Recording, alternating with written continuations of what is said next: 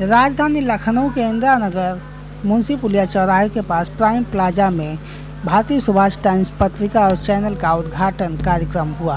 इस कार्यक्रम में मुख्य अतिथि इंडियन बैंक के क्षेत्रीय महाप्रबंधक पंकज त्रिपाठी और अंचल प्रबंधक प्राणेश कुमार मौजूद रहे। इस अवसर पर उन्होंने कहा कि समाज में मीडिया एक बेहतर माध्यम है। इसके माध्यम से समाज की विचारधारा को लोगों तक पहुंचाया जा सकता है।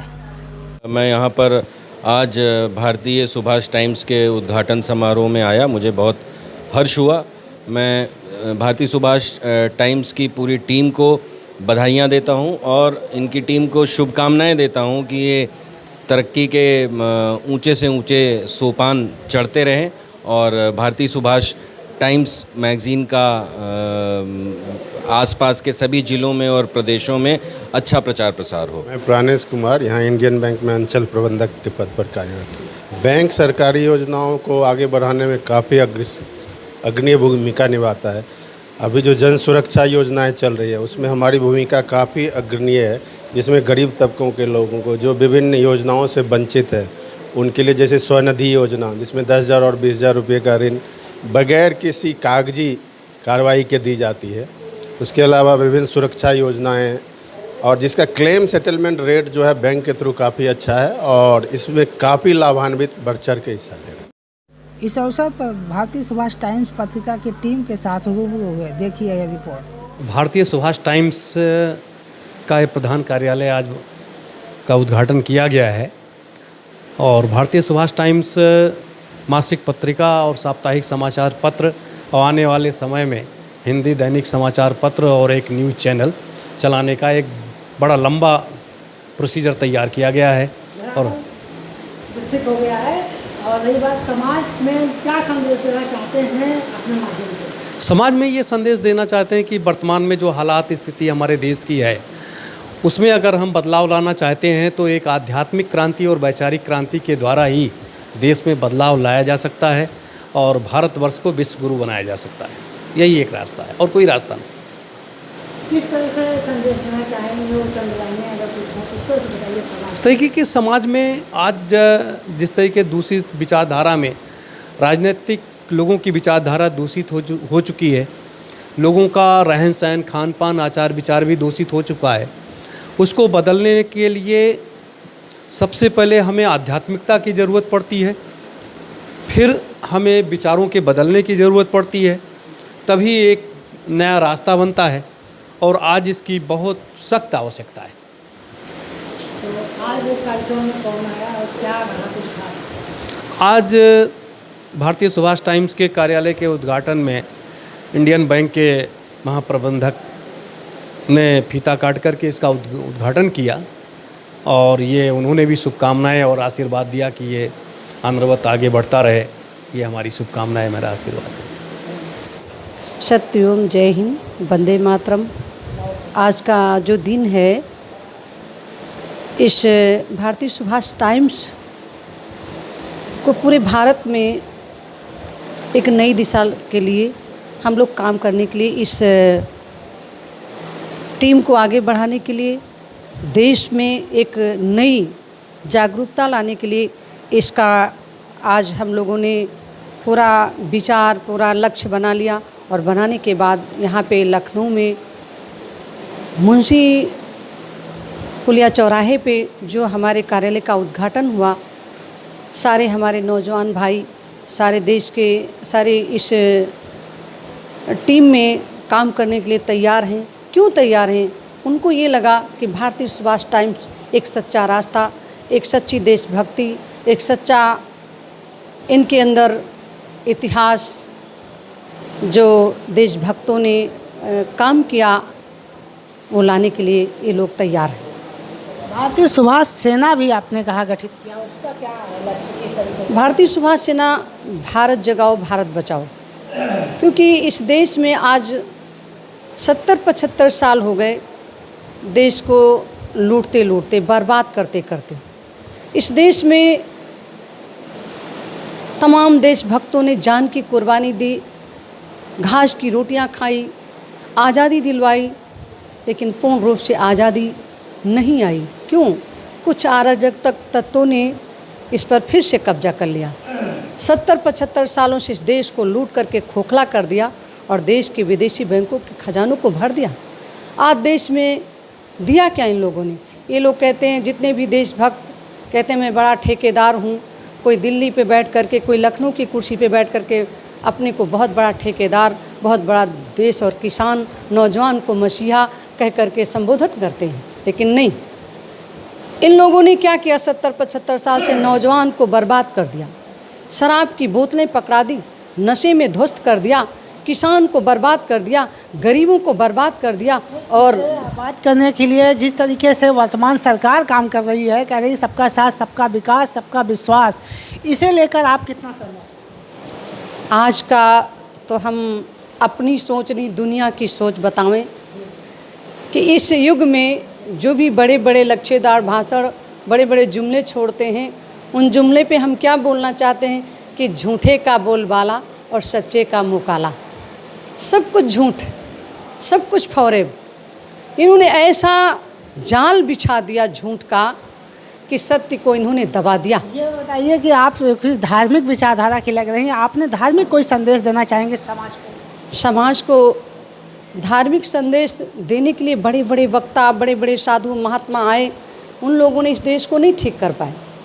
अगर हम ठीक करना चाहते भी हैं, आवाज़ उठाना भी चाहते हैं, तो बड़े बड़े साधु के बेश में बैठ करके दिल्ली लखनऊ की कुर्सी पे बैठ करके वो दबाना चाहते हैं।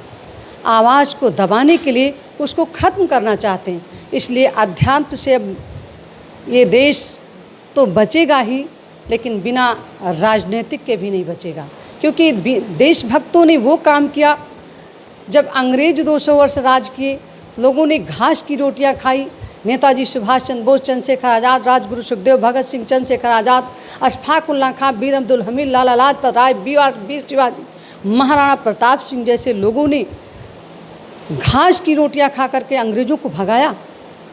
लेकिन आज उन अंग्रेज़ों से ज़्यादा ये जो हमारे देश के काले अंग्रेज, हमारे ही घर के इस देश को लूट करके खोखला कर दिया। इस देश में बचा क्या है? तो अब ऐसी स्थिति में आप चाहती हैं लोकतंत्र खतरे में है, उसे बचाने के लिए जो मीडिया का चौथा स्तंभ है, उसे लेकर आप मैदान में उतरेंगे? बिल्कुल उतरेंगे। अब इसके सिवा कोई, जब भी इस देश में, भारत देश वो देश है, भारत देश को पहली बात अध्यात्म का एक गढ़ है।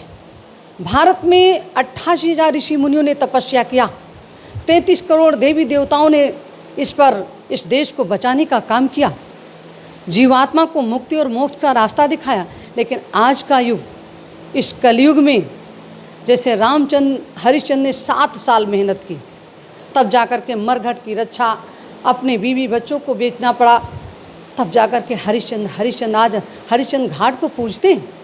उसी तरीके से रामचंद्र जब 14 साल 14 गुना पाप था, 14 साल जंगलों की खाक छानी, किसके लिए? संसार की जीवात्मा के लिए। तमाम राष्ट्रों का विनाश किया और तब जाकर राम राज की स्थापना हुई। इसके बाद 28 गुना, द्वापर में 28 गुना पाप बढ़ा। 28 साल उन्होंने जंगलों की खाक छानी और तब जाकर के कृष्ण आज मथुरा में पूजा हुई उनकी। और उसी तरीके से फिर 7 दूनी 14, 14 दूना 28, 28 दूना 56 गुना पाप बढ़ गया। आपने ये तो धार्मिक बातें आपने की, उन लोगों को क्या कहेंगे जो इस पे विश्वास नहीं करते हैं, जो बौद्धिस्ट होते हैं या जिस तरह की विचारधारा को मानते नहीं कि भगवान होते नहीं है? ऐसा नहीं। इस भारत देश में जब भी अत्याचार पापाचार बढ़ा, तो कोई अवतारिक शक्ति आई, उसको मानने के लिए सभी लोग तैयार हुए। उस समय हुआ, वो परिस्थितियाँ बदली, लोगों को मानना पड़ा, उसी रास्ते पे चलना पड़ा। और ये हिंदू धर्म है, ये सनातन धर्म है। हिंदू धर्म को कहा गया अगर ये ख़त्म हो गया तो हिंदू धर्म बेकार है।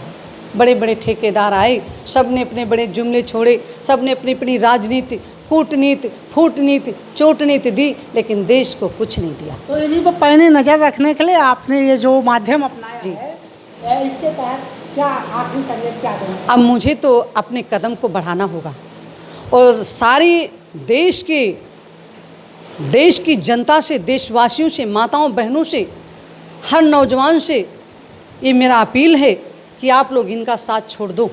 आप 70-75 साल से इनके लच्छेदार भाषण सुनते चले आए, मिला क्या इससे?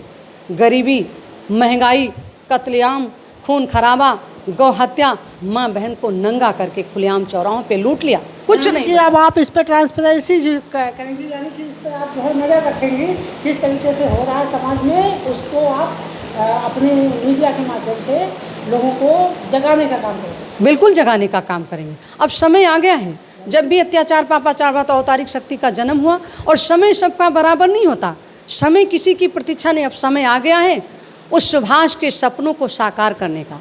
जिनका सपना था कि मैं पूर्ण आज़ादी लाऊंगा, तो सुभाष का उस समय सपना अधूरा रह गया। तो कहा, जाओ बच्चों, मेरी ये जंग जारी रहेगी तब तक जब तक भारत में पूर्ण आज़ादी ना आ जाए। तो एक लक्ष्य है मेरा कि सुभाष जीवित है, सुभाष आएगा, सुभाष के द्वारा ही पूरे ये भारत का कायाकल्प होगा और दुनिया बदलेगी, हिंदू धर्म जागेगा, सनातन धर्म जागेगा और भारत में अमन चैन आएगी, अखंड भारत होगा। सभी लोग सदियों सदियों तक सुभाष की पूजा करेंगे। जय हिंद, जय भारत, जय सुभाष। मैं रामगोपाल बंसल भोपाल से पधारा हूँ और मैं बीएस टाइम्स की उद्घाटन समारोह में आया हूँ और मैं उनको शुभकामनाएं देने के लिए आया हूँ। वो अच्छा काम कर रहे हैं। सनातन सतयुग धर्म आप चलाते हैं, संस्था है, उस बारे में क्या आपका मिशन है? देखिए, सनातन के बारे में बहुत भ्रांतियाँ बहुत हैं। सनातन के बारे में कुछ जानता नहीं है। उसके बारे में थोड़ा समाज के लिए कुछ देना चाहता हूँ। सासे सुंदर स्वस्थ शरीर, नियमित साधना द्वारा, ये वह नियमित योग द्वारा जो है अपना भौतिक शरीर सही है, सब कुछ हम सही कर सकते हैं। ना से नाम जाप करो अपने अपने इष्ट का, नियमित साधना द्वारा, वो है आपको मानसिकता। और ता से तन मन समझो विश्व घर वासुदेव कुटुंबकम, ये चीज़ जो चीज़ है उसको अपन क्यों लड़ाई झगड़ा किस लिए, जब हम पूरे संसार एक परिवार है, लड़ाई झगड़ा क्यों हो रहा है?